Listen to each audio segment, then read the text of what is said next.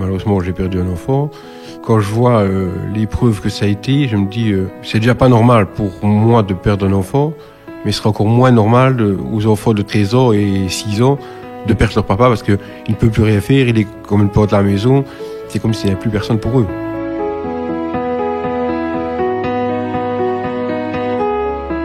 Apprendre à vivre avec une maladie chronique, ça veut dire changer fondamentalement de mode de vie. Ça veut dire parfois faire le deuil de certaines activités. C'est un défi chaque jour. Les personnes qui témoignent dans ce podcast vivent avec une maladie inflammatoire rhumatismale. Elles font tout pour vivre le mieux possible malgré leurs conditions. Pour atteindre ce que l'on appelle la rémission, pour vivre une vie normale, tout simplement. Elles vous expliquent comment la maladie impacte leur vie et comment elles surmontent les épreuves du quotidien. Elles vous racontent leurs aspirations profondes et leurs espoirs pour le futur. Ensemble, parlons-en.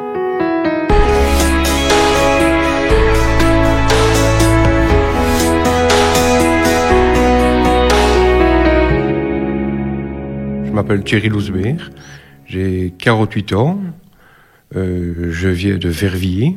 Verviers, c'est près de Liège, pour ceux qui ne connaissent pas. Je suis marié, j'ai 3 enfants, une grande de 18 ans, une de 13 ans et une qui est décédée à 15 ans. J'ai la maladie polyarthrite rhumatoïde depuis plus ou moins 15 ans maintenant. Les premiers symptômes sont apparus plus ou moins à l'âge de 33 ans. La coïncidence, c'est que c'est au moment où j'ai perdu ma fille. On suspectait un problème d'immunité, donc c'était très très grave pour un enfant de quelques jours. On a fait 2 examens, 2-3 semaines après. Le médecin vient vers nous, il nous dit voilà. C'est bien ce qu'on pensait. Elle n'a pas de thymus. Et elle avait un problème cardiaque aussi, un petit problème cardiaque. À 4 semaines, on l'a opéré du cœur. Alors, moi, on a une discussion franche avec le médecin. C'était une dame là, très gentille, mais j'ai oublié son nom, qui nous dit voilà, moi, je serai vous, je la laisserai ici. On va tout faire pour la sauver. Et voilà. Mais ça va prendre du temps, qu'elle dit. Hein. Et pendant 6 mois, on l'a opéré 2 fois, 3 fois.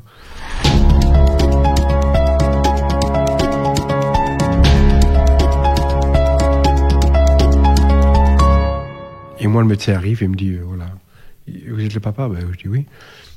Et puis il me dit, on n'a pas le choix. On a essayé de la désintuber, le cœur s'est arrêté. Vous imaginez, j'ai dit, la gamine, elle a 6 mois. Elle a vu l'extérieur 3 minutes dans la voiture et puis revenir parce qu'elle reste dans sa chambre, elle ne peut pas bouger. Personne ne peut venir la voir. Elle a une sœur qui lui a donné de la moelle épinière et elle ne peut pas voir sa sœur. Je dis, c'est pas une vie. La gamine a 6 mois, c'est pas une vie. Quand on a dit ça au médecin, on lui a dit, voilà, vous arrêtez tout. Mais nous, on aimerait juste une chose, c'est que nos familles et nos proches puissent venir la voir et qu'on la bâtisse. Et puis, il a dit OK. Et le vendredi à 9h, le médecin est arrivé, il nous a dit vous êtes prêts, on va faire ce qu'on a dit. Il a débranché la machine, 5 minutes.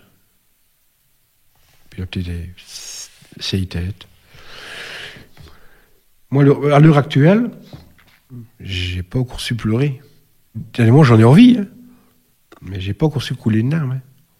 Moi, je vais sur la table de ma fille une fois la semaine. Mais pleurer, c'est impossible. Voilà l'histoire avec ma fille.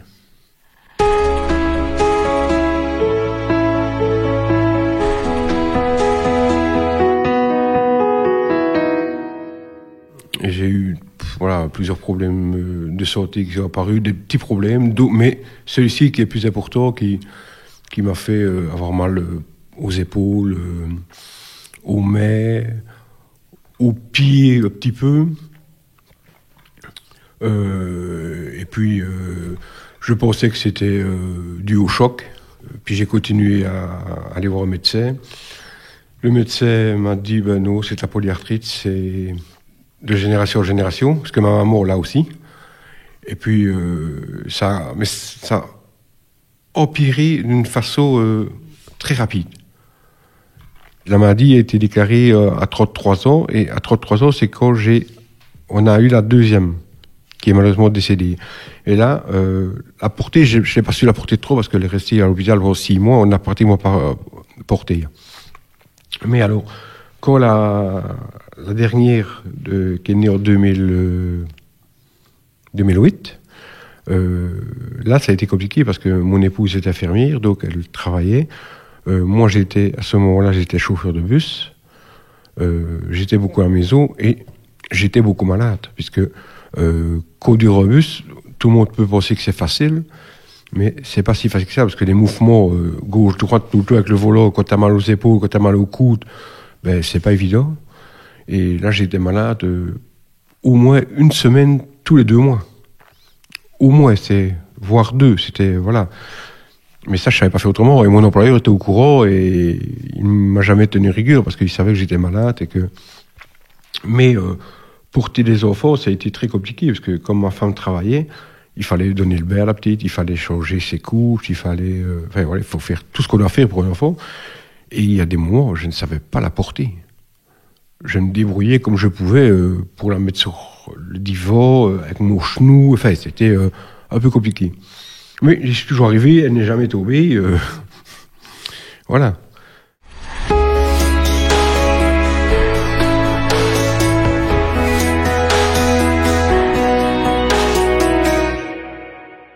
Là, j'ai commencé à voir des malformations qui arrivaient sur les mains, le dessus des mains, au poignet, aux articulations, hein, parce que la polyarthrite, c'est une articulation qui est enflammée, en fait. Et j'en avais sur les pieds.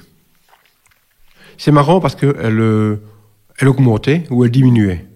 Mais si elle augmentait trop, j'arrivais plus à mettre de chaussures parce que ça me faisait mal. Ou bien je devais laisser les chaussures toutes délacées, c'était vraiment pas facile. Et puis, je montrais ça au médecin, il regardait, j'avais les doigts gonflés. Bien c'est mon alliance, j'ai dû la couper parce que on ne savait plus la mettre. Mon doigt était tellement gonflé qu'on ne savait plus la sortir. Et là, le médecin m'a dit, c'est quand même pas normal que ça gonfle comme ça. Et puis, on n'a jamais trouvé de solution. Ça gonflait, ça dégonflait. Et puis, oui, après 7-8 ans de maladie, je me suis dit, je vais garder mes déformations jusqu'à fin de ma vie. Et tant pis, je vais me faire une idée, c'est comme ça, ce sera pas autrement. Je ne pourrai plus faire de sport, je ne pourrai plus rien faire, et tant pis, je vais vivre comme un vieux bonhomme. Parce que c'était vraiment le cas. Il y a des fois, j'étais dans mon lit, je ne savais pas me lever de mon lit. Hein. C'est mon épouse qui me tirait hors du lit et qui m'aidait à me mettre en route. Parce que c'était impossible de mettre un pas devant l'autre. Hein. C'était tellement que la douleur était forte dans mes chevilles, et voilà. Puis alors, ce médecin-là ne voulait pas évoluer. Enfin, moi, je sentais qu'il ne voulait pas évoluer. C'était un médecin plus âgé, il avait 65 ans. Mais c'est moi qui avais mal, lui il n'avait pas mal, et il ne voulait pas écouter ce que je lui racontais. Et puis, en force d'en parler avec d'autres personnes qui avaient des soucis de santé aussi, ils m'ont dit, va voir un autre médecin. J'ai été voir un autre médecin, et l'autre médecin est passé de suite à 2 étapes au-dessus. Il m'a laissé un autre sorte de médicament qui a très bien marché pendant 3 ans, 4 ans, 5 ans même. Et puis, à un moment donné, il ne faisait plus effet non plus. Et là, on est passé aux injections. Et là, ça a été comme un miracle pour moi.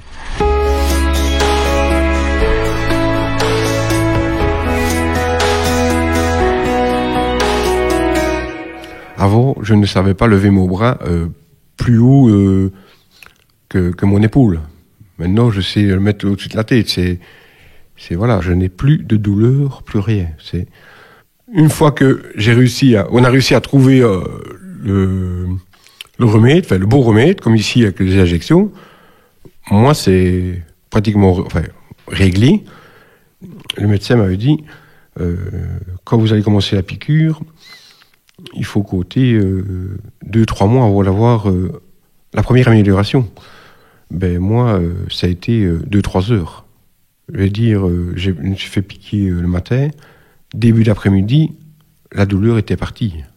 Et je n'y croyais pas. Je me dis, c'est un feu de poudre, ça va revenir. J'ai appelé l'infirmière. Fin d'après-midi, je lui téléphone, je dis, voilà, excusez-moi, mais j'ai un souci, j'ai un doute. Vous m'avez dit que l'injection faisait effet après 2-3 mois correctement. Moi, il y a 2-3 heures, et je ne sens plus rien. Elle me dit, ça ne m'est jamais arrivé, mais c'est possible, qu'elle dit, parce que ça dépend de l'état de votre maladie, l'avancement. Et voilà. Puis alors elle me dit, s'il y a le moindre doute, rappelez-moi pour n'importe quoi, et voilà. Et depuis, je ne lui ai plus téléphoné. Elle me téléphone pour prendre des nouvelles, pour voir comment ça va. Moi, je n'ai plus sonné pour dire que ça n'allait pas ou que ça va. Tout se passe super bien. Et depuis, j'ai pratiquement plus de douleur. C'est, on pourrait dire, un miracle. C'est presque ça. Ça fait déjà un grand bien de se dire que on n'est plus déformé, parce que c'était vraiment déformé. C'était pas une bosse de 1 cm. J'avais une bosse qui montait comme ça. C'est 3 cm de haut. C'était vraiment des belles bosses. Et quand c'est parti, je me dis, c'est miraculeux aussi, parce que ça part, et puis, mais ça va revenir. Enfin, pour moi, ça revenait. Mais là, rien. Tout est parti. Et avant, je ne pouvais pas faire du sport, parce que j'avais mal partout. Maintenant, je refais du sport comme à mes 18 ans. Du jogging, je fais 10 km par sortie, je fais du bonne musculation, je fais tout.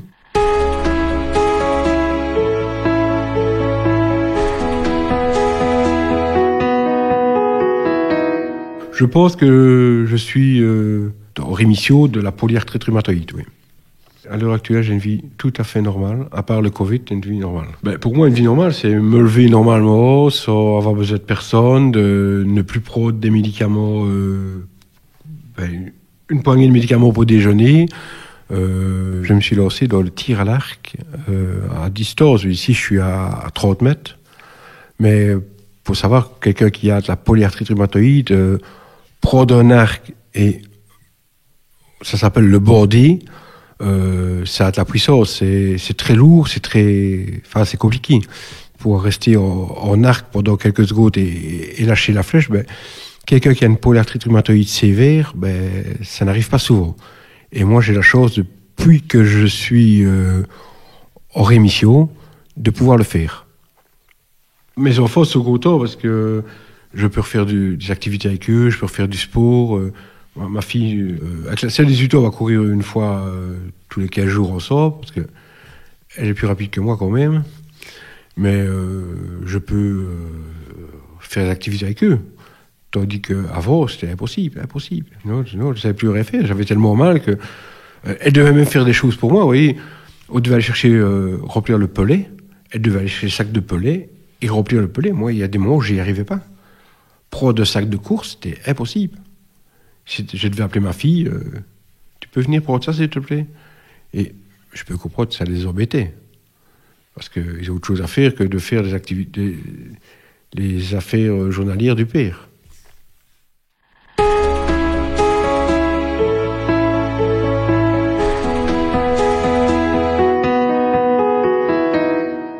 Oui, moi j'ai un caractère assez fort et je n'abandonne jamais rien.